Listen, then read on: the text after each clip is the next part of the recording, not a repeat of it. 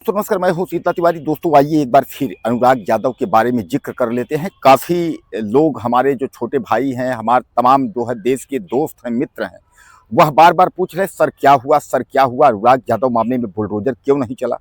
तो आप लोग परेशान ना होइए। बुलडोजर की जो प्रक्रिया है अपने निर्धारित समय पर ही होना है। और भारी बारिश का एक कारण भी हो सकता है कि जिससे जो है लोग परेशान हो गए। यानी इस भारी बारिश में, जैसा कि आपने देखा था कि एक तूफान था मोथा, तो मोथा तूफान की वजह से जो है इसका असर कई जगह, कई राज्यों में, कई जिलों में पड़ा।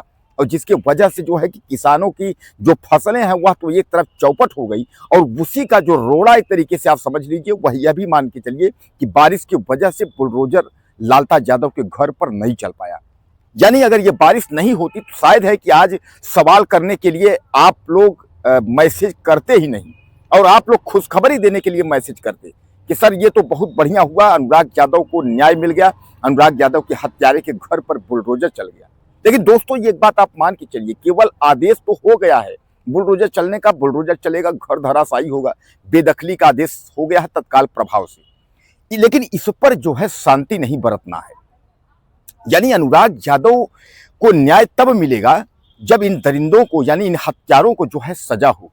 यानी बुलडोजर प्रक्रिया के बाद, इसका घर गिरने के बाद जब तक इसको सजा नहीं होती, और इसका जो बेटा राजेश है जब तक उसको 420 में नौकरी में वह जेल नहीं जाता। जैसा कि आप जानते हैं कि फर्जी मार्कशीट पर यह ग्राम प्रधान और उनके पिता, अनुराग के पिता रामजीत के द्वारा जानकारी दी हुई है कि वह जो है फर्जी नौकरी, यानी भाई के सर्टिफिकेट के अनुसार डेट ऑफ बर्थ उसमें चेंज करके उसके बाद दरोगा की नौकरी पाया है। तो अगर जांच है, अगर जांच होगी तो यह कन्फर्म है कि उसको जेल जाने से कोई रोक नहीं सकता। तो आपको इसके बाद की भी लड़ाई जारी रखनी है, और हमारे जो मीडिया भाई हैं उनको भी लड़ाई जारी रखनी है। चाहे वो ब्लॉगर्स हो, सोशल मीडिया हो, इलेक्ट्रॉनिक मीडिया हो, प्रिंट मीडिया हो, किसी भी पेपर और टीवी चैनल से जुड़े हों। लेकिन आपको लड़ाई, जिस तरीके से आपने घर के लिए लड़ाई लड़ी थी, उसी तरह अनुराग यादव के न्याय की लड़ाई तब तक नहीं खत्म होगी जब तक कि हत्यारा परिवार जो है जेल के सलाखों में गिड़गिड़ाएगा नहीं। यानी इसको जो है फांसी की सजा या उम्र कैद होगी नहीं, क्योंकि इतने हाईलाइटेड मामले में जो है सामान्य बात है कि उसमें फांसी की सजा कोई रोक नहीं सकता, उम्र कैद कोई रोक नहीं सकता। तो इसलिए अगर इतने हाईलाइटेड मामले को अगर आप लोग यहीं से अगर एंड करना चाहेंगे कि घर गिर जाएगा उसके बाद जो है, तो घर गिरने से अनुराग यादव को कोई न्याय नहीं मिलेगा।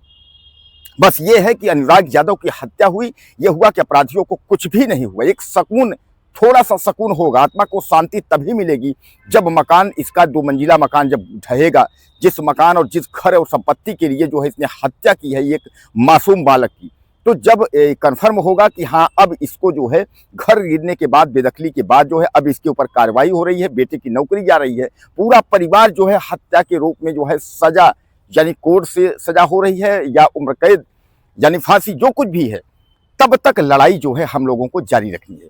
बाकी भारी बारिश की वजह से मौसम जो है 2-3 दिन का मौसम यह जो है डिस्टर्बेंस कर दिया है।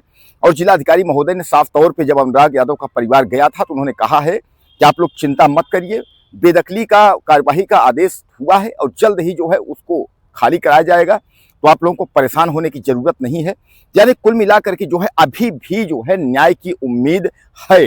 यानी अभी जो है अनुराग का परिवार हो या चाहे मीडिया के लोग हो या देश के जो बैठे हुए लोग हैं, वह भी देख रहे हैं कि 1 साल तो बीत गया, लेकिन 1 साल बाद भी अगर इस तरीके का अगर न्याय मिल जाती है, अगर न्यायालय द्वारा, तो न्यायालय की जय जयकार है।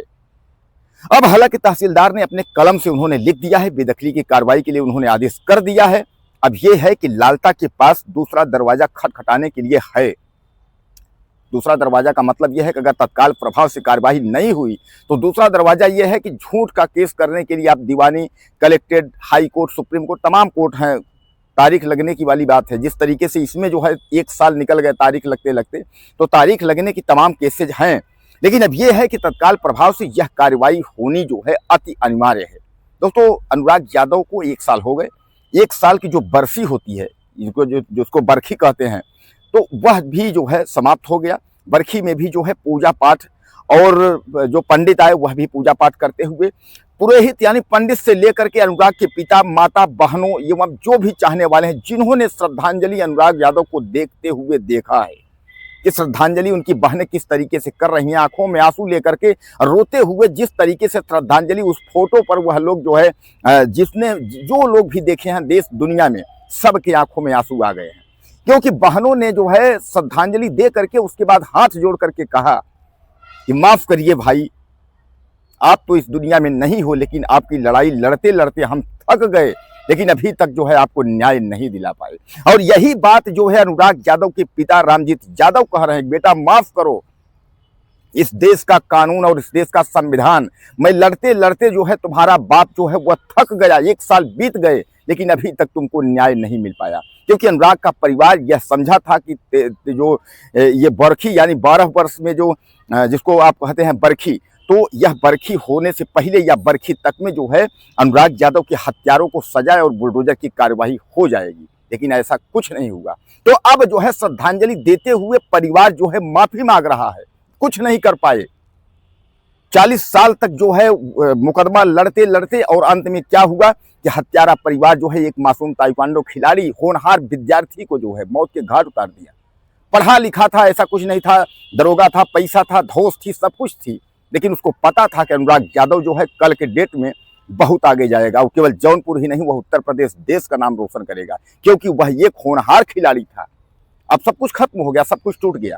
तो अब परिवार जो है माफी मांग रहा है कि बेटा, भाई और अनुराग जी जहां कहीं भी हो, आप मुझे माफ करिएगा। इस अंधे कानून में लड़ते लड़ते हम लोग जो है धीरे धीरे आंखों के जो आंसू थे जो निकलते थे वह भी सूख गए, लेकिन अभी तक न्याय नाम की जो चीज है, जो उम्मीद है, वह अभी तक जो है दिख नहीं रही है। तो दोस्तों बहरहाल अभी आस है, भारी बारिश का जो है कहा जा रहा है कि भारी बारिश की वजह से बुलडोजर चलने में दिक्कत है। इंतजार करते हैं, भारी बारिश भी जो है मौसम 1-2 दिन में क्लियर होगा, 1-2 दिन में साफ होगा। तो जो बेदखली का आदेश है उस पर हम ये जानते हैं और हम लोग यह इंतजार करते हैं कि उस पर सरकार सख्त से सख्त कार्रवाई करेगी, बुलडोजर के तहत जो है घर को ध्वस्त करेगी।